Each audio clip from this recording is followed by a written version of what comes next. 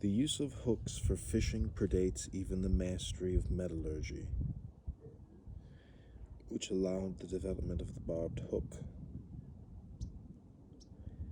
The word zadi itself seems to be connected with fishing as an aspect of hunting.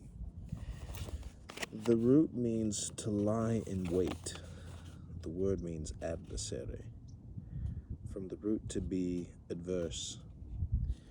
The fish hook is one of the primary weapons of the fisherman and is directly linked to the symbolism of the fisherman himself, as well as that of the fish. The most predominant adoption of these motifs occurs with the rise of Christianity. Before the time of the Carthaginian theologian Tertullian, the acrostic, Jesus Christ, Son of God, Savior, fish was well known. In his commentary on Matthew, the Christian teacher Origen called Jesus he who is figuratively called a fish. Also, during this early period, the baptismal font was called a piscina, fish pond. Archaeologists have found small fish figurines dating from the early 2nd century, which were thought to have been used by early Christians to identify one another. All this suggests quite naturally that the believers were fishes. Tertullian himself wrote, "But we poor fishes, following after our Jesus Christ, are born in water, nor are we saved, except by abiding in the water." In another inscription dating to the 4th century, believers are called divine descendants of the heavenly fish. Saint Damien described monks as fishes because all pious men are little fishes leaping in the net of the great fisher.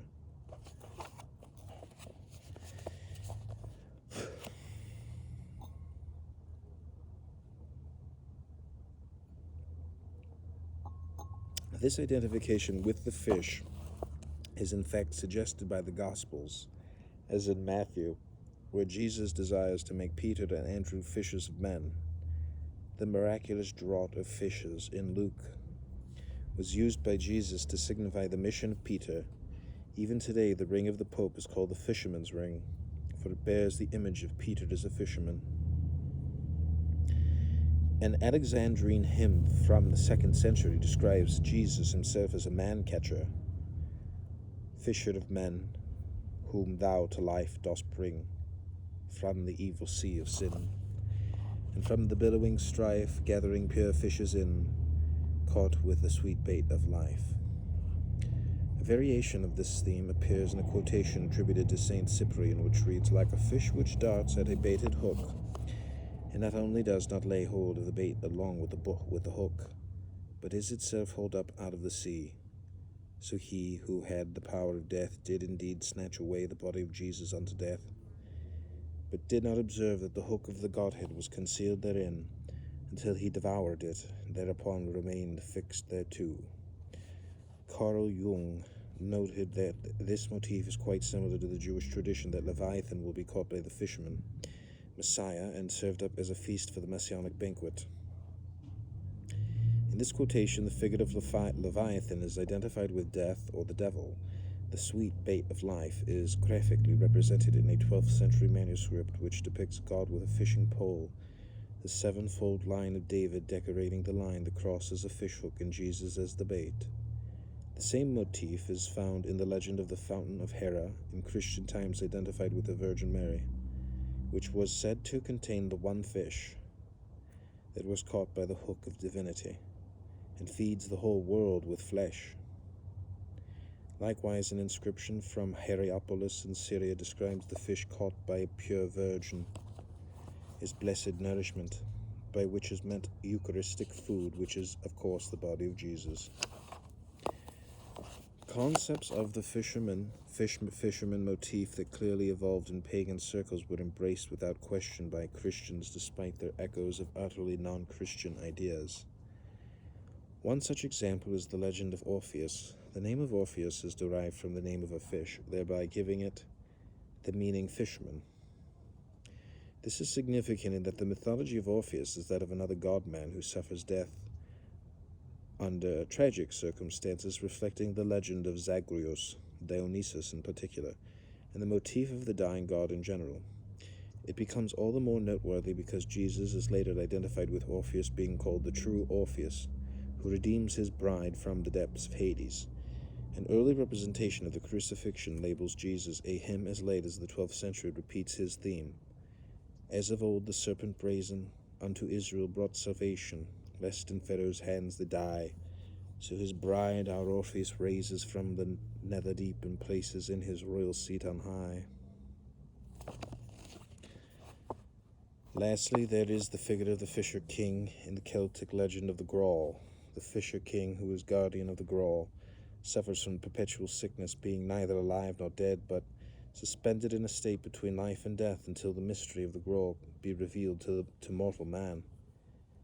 When this mystery is revealed, only then will the Fisher King be restored to life and the wasted land become fertile again. Despite its pagan overtures, the essence of this theme becomes that of Jesus Christ, wounded for the sins of mankind, Redeemer of the world.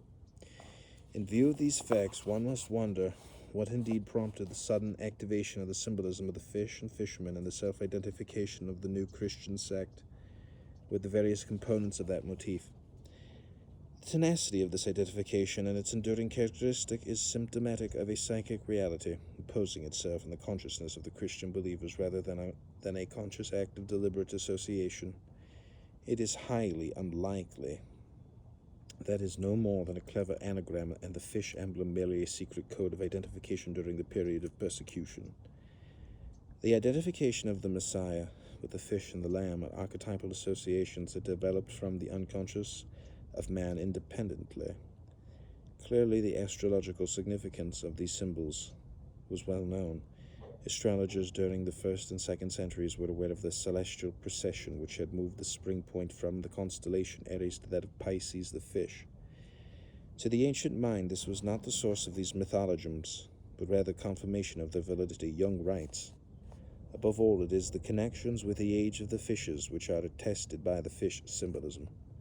Either contemporaneously with the Gospels themselves, fishers of men, fishermen as the first disciples, miracles of loaves and fishes, or immediately afterwards in the post-apocalyptic era, the symbolism shows Christ and those who believe in him as fishes, fish as the food eaten at the agape, baptism as immersion in a fish pond. At first sight, all this points to no more than the fact that the fish symbols and mythologisms which have always existed had assimilated the figure of the Redeemer. In other words, it was a symptom of Christ's assimilation into the world of ideas prevailing at that time. But to the extent that Christ was regarded as the new Eon, it would be clear to anyone acquainted with astrology that he was born as the first fish of the Pisces era and was doomed to die as the last lamb of the declining Aries era. It is no coincidence that Zadi, the fishhook, weapon of the fisherman, is transferred to the tarot card to which Aries is assigned. The symbols of the fish in relationship to the Messiah have been superseded with the coming of the Eon of the Child. On the other hand, the symbol of the star, which has traditionally been associated with the Messiah, still remains its significance in this Eon, and therein is a great mystery. The Star of Messiah. Since ancient times, the birth of an eminent person has been identified with the rising of a star. This is not only a common tradition among the Jews, but all over the Near East. The coming of the Messiah has always been associated with a star.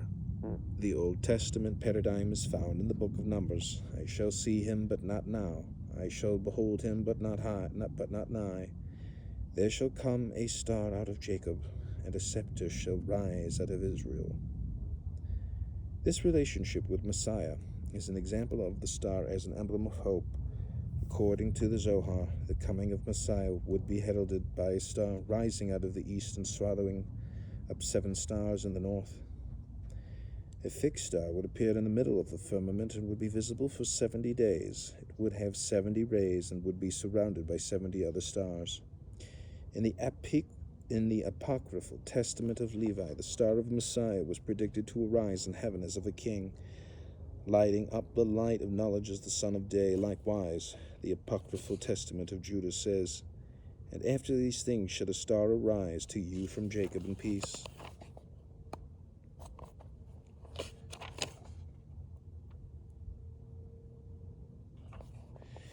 In the Gospel of Matthew, the Magi appeared in Jerusalem, searching for the new Messiah, saying, "For we have seen his star in the east and are come to worship him." Leaving Jerusalem, the star which they saw in the east went before them, till it came and stood over where the young child was. When they saw the star, they rejoiced with exceeding great joy.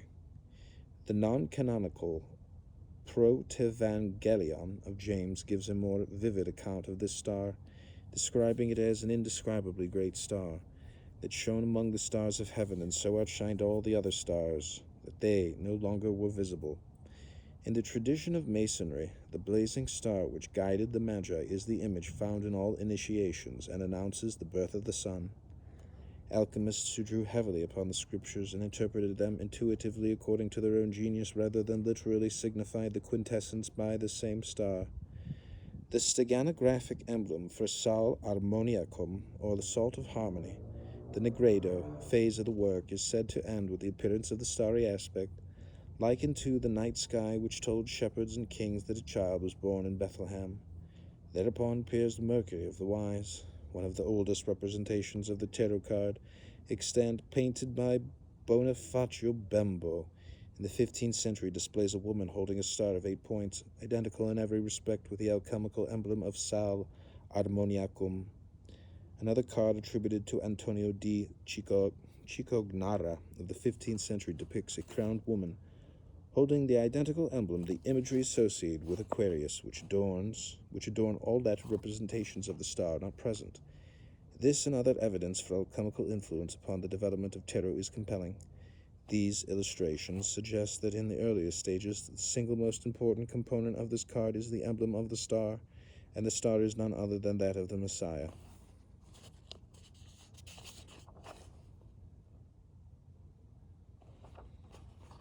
I have written at some length about the motif of the Messiah as expressed in Christian literature, since this is the imago that is predominant in the consciousness of Western man. It may be safely said that the average person on the street is totally unaware of the subtleties embodied in the figure.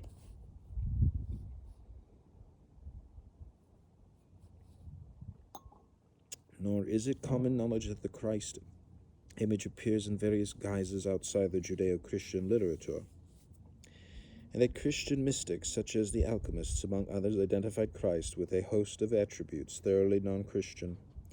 The character of the Messiah as the Anointed One, God with us, is a universal archetype that is recognizable despite the many faces and diverse names that accompany his appearance throughout history. The Christ of Christianity has itself degenerated into a figure scarcely identifiable and unquestionably shorn of all claims for divinity due to the refusal of Christians to accept the Imago Dei as a symbol of spiritual wholeness, encompassing the dark as well as the light. However, as Horace said, "You may drive out nature with a pitchfork, but she will always return." It is therefore not surprising that the archetype of the Christ consistently reemerges throughout the last 20 centuries, wearing his pagan garment, proclaiming his universal attributes and trying to claim his rightful place. In the literature of the Hermetic Order of the Golden Dawn, an astral vision entitled The Vision of the Universal Mercury recounts the appearance of a god with a form like unto Mercury of the Greeks, who cried aloud and said, "I am Hermes Mercurius, the son of God." This figure also carried a scroll upon which was written, "Lumen est in Deo, lux in himine factum." The light is in God. The light hath been made unto man. The vision ends with the following Latin phrases: Christus de Christo, the Christ from the Christ. Mercurius de Mercurio, the Mercury from the Mercury. Per viam crucis, through the path of the cross. Per vitam lux, through the life of the light. Deus te adju tabitur, God shall be thy help. These final phrases, in the form of an invocation, were clues to fixing the volatile, distilling and transmuting the fleeting image of Mercury into a constant conscious Mercury.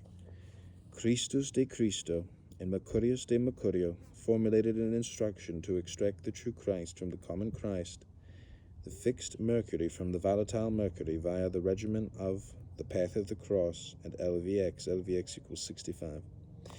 Despite the utterly unambiguous self-identification of Mercury as the Son of God in a direct reference to Christ, the adept who recorded the vision of the universal Mercury did not notice the equivalence or was deliberately silent on the matter. It is possible, but not probable, that a conscious connection was not made. This document was in Crowley's possession and studied by him long before the reception of Liber 415, the Paris working. Crowley specifically mentions the vision of the universal Mercury immediately before he writes, "This is absolutely new to me, the conception of Christ and Mercury. If we are to take him at his word, it seems like Frater SRMD S.L. Mathers, he did not admit the message of the God consciously until Opus 2 of the Paris working brought it to consciousness."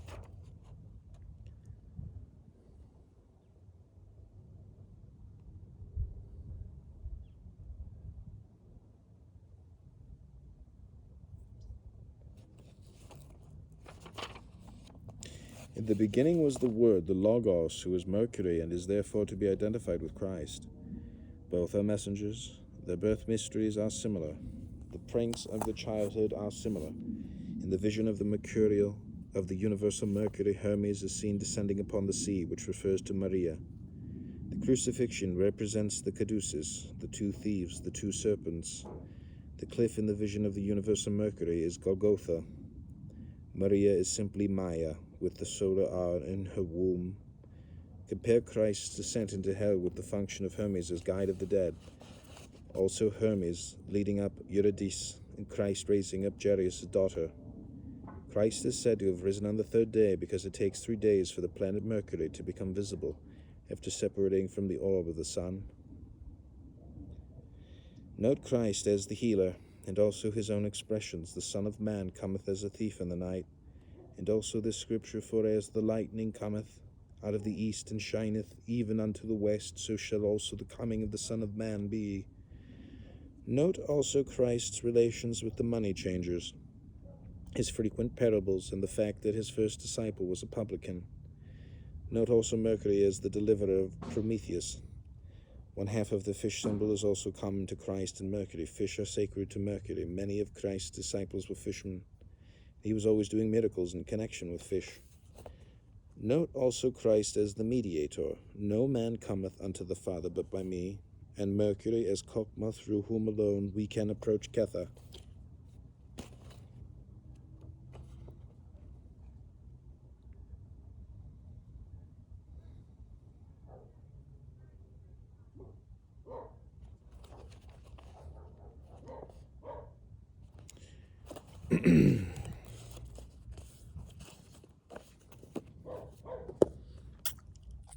Oh yeah.